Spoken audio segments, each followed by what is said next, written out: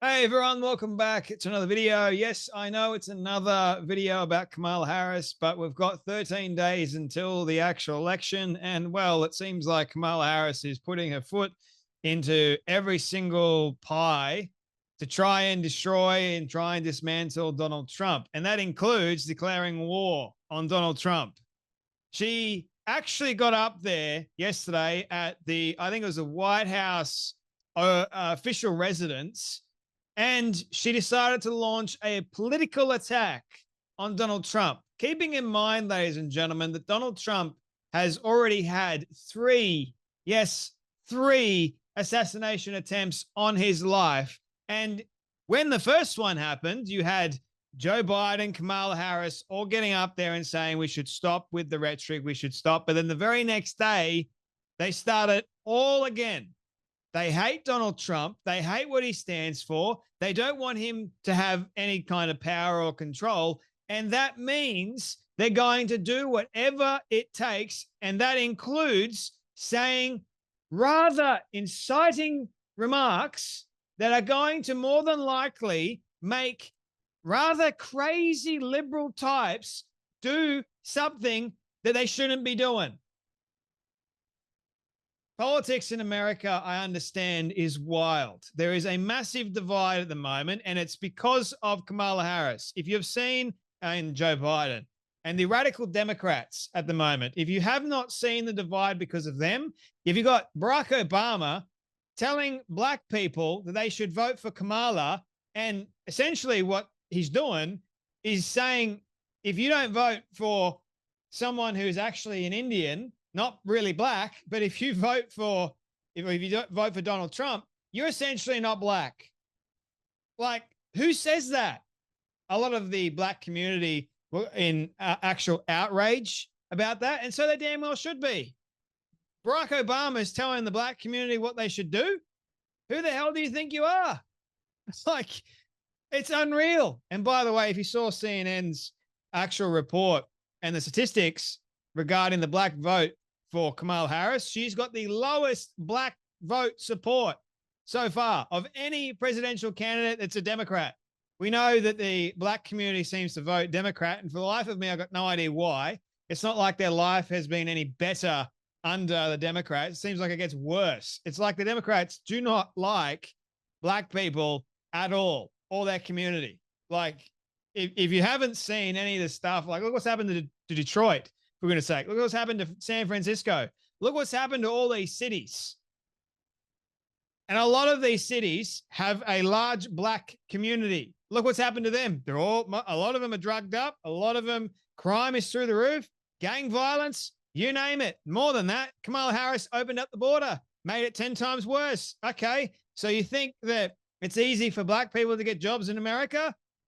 Ooh. Yeah, I know. Right? Like, it's rather absurd for a former president, and now a multi-millionaire, because of everyone's treating Barack Obama like a flippin' saint now.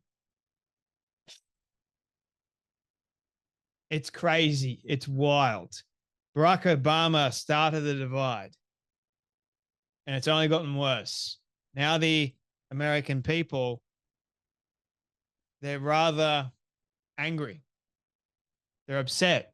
They're annoyed. And then when you got people like this that are launching political attacks on the likes of Donald Trump and literally declaring war on Donald Trump, it's not a good thing at all to be saying the kind of things that Kamala Harris is saying in this video. Have a watch. So yesterday we learned that Donald Trump's former chief of staff, John Kelly, a retired four-star general, confirmed that while Donald Trump was president, he said he wanted generals like Adolf Hitler had. Donald Trump said that because he does not want a military that is loyal to the United States Constitution. He wants a military that is loyal to him. He wants a military who will be loyal to him personally. one that will obey his orders even when he tells them to break the law or abandon their oath to the Constitution of the United States. In just the past week, Donald Trump has repeatedly called his fellow Americans the enemy from within, and even said that he would use the United States military to go after American citizens. And let's be clear about who he considers to be the enemy from within.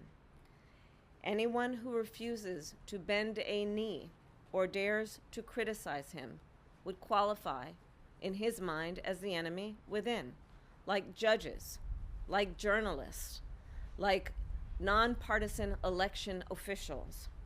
It is deeply troubling and incredibly dangerous that Donald Trump would invoke Adolf Hitler, the man who is responsible for the deaths of 6 million Jews and hundreds of thousands of Americans. All of this is further evidence for the American people of who Donald Trump really is. This is a window into who Donald Trump really is, from the people who know him best, from the people who worked with him side by side in the Oval Office and in the Situation Room. And it is clear from John Kelly's words that Donald Trump is someone who, I quote, certainly falls into the general definition of fascist, who in fact vowed to be a dictator on day one and vowed to use the military as his personal militia to carry out his personal and political vendettas. Donald Trump is increasingly unhinged and unstable. And in a second term, people like John Kelly would not be there to be the guardrails against his propensities and his actions. Those who once tried to stop him from pursuing his worst impulses would no longer be there, and no longer be there to rein him in. So the bottom line is this. We know what Donald Trump wants. He wants unchecked power. The question in 13 days will be, what do the American people want? Thank you. This is coming from an actual Marxist communist who, her dad is an actual Marxist teacher at Stanford University. This is a person that can't put two sentences together unless she's got a teleprompter or someone in her ear telling her what to say. She's got notes right here. And with 13 days left of the election, we know she's desperate. Why in the world would anyone compare the likes of Donald Trump to that of one of the worst men in the history of the world that started World War II? Why would you compare the two? Donald Trump has not started any wars. He's prevented wars. Donald Trump has not killed anyone. You have. You've put people in prison, for goodness sake. For what? Marijuana possession. You have done nothing good for the country. But yet you stand up there and yet you criticize a man that's done everything good. Sure, he didn't concede the election. Get over it. Guess what? He did. He left office, didn't he? It would have been a different story altogether if he had stayed there. But he left. Get over yourself. Now he's coming back and people love him. You're seeing how many people actually love him because of people remember how good they had it. But you cannot stand that. So what do? Oh, my last ditch effort is to compare Donald Trump to the likes of the World War II villain, Hitler. Like, that to me just goes to show you how desperate you really are. There is no comparison. And just because Donald Trump jokingly said that he wanted to be a dictator for a day doesn't actually mean he's going to do it. Get over yourself. Stop lying to the American people. And I hope to God that the American people are actually smart enough to realize that this witch can't be in a position of power. If you're going on live TV and you notice something interesting, Donald Trump doesn't compare Kamala Harris to the likes of the World War II villain. He doesn't do that, but they do that to him. How do you get a comparison of someone like Donald Trump that's done nothing wrong versus someone that killed 6 million of God's chosen people? How do you get that comparison exactly? That is amazing to me. It really is amazing. But again, they will do whatever they feel is necessary to try and paint Donald Trump as the worst person in the world. Sure, the guy may be a narcissist. Sure, the guy said some crazy things. So what? Honestly, so what? It's not as if like she's never said anything crazy and outrageous, which she has many times over. And it's not as if she's done things that are not, crazy and outrageous, because she has. More than that, she can't answer simple questions on a pre-taped softball interview on NBC. Hey, but Mark Cuban really does support Kamala Harris. Mark Cuban loves Kamala Harris.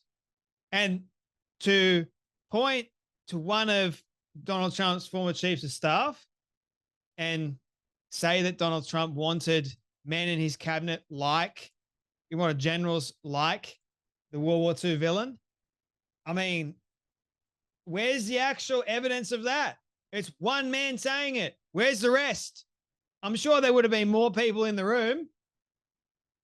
Where are the other people? I'm sure he would have had a recording somewhere, right? Where's that? I love to hear it. These people are crazy. They are unhinged. And if you don't see that, God help you.